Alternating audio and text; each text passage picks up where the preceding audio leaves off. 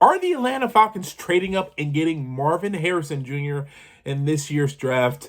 A lot of people are saying no, no way, but there are little rumors, aka little mock drafts out there that have the Atlanta Falcons moving up to select this all-star caliber wide receiver. Now, there was a report that came from The Athletic. It was one of their mock drafts where they had the Atlanta Falcons essentially moving up to pick number 5 to select Marvin Harrison Jr. Now, this is something that I could potentially see Terry Fontenot doing. He's a big, best player available kind of guy.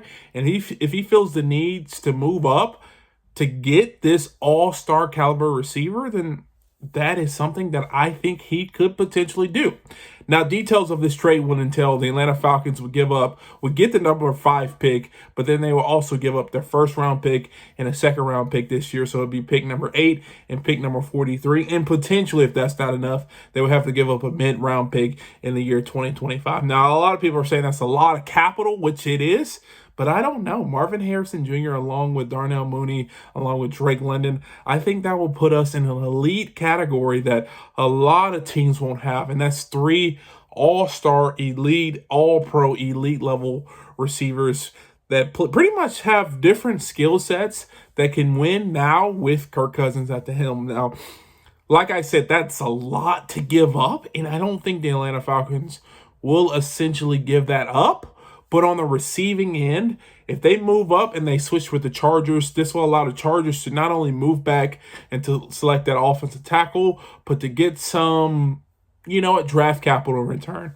A lot of people say with Jim Harbaugh, his big thing is building the team out. Not one player can sway his team back and forth. You look at all his teams for Michigan and you look at his team for the 49ers, they had players all over the field, and they had a great team with a great offense and a great defense. And I think he kind of wants to build the Chargers the same way, and to have that one player influence the Chargers going forward, I think he would want to trade back and build the team, maybe go with offensive line.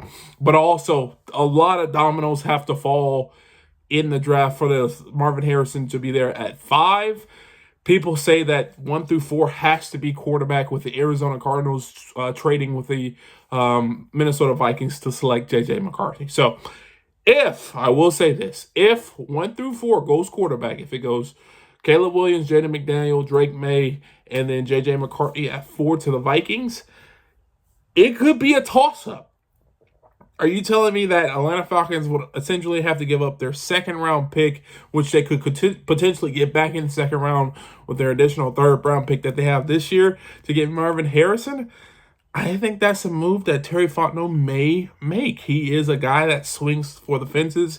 He's a guy that loves his offense.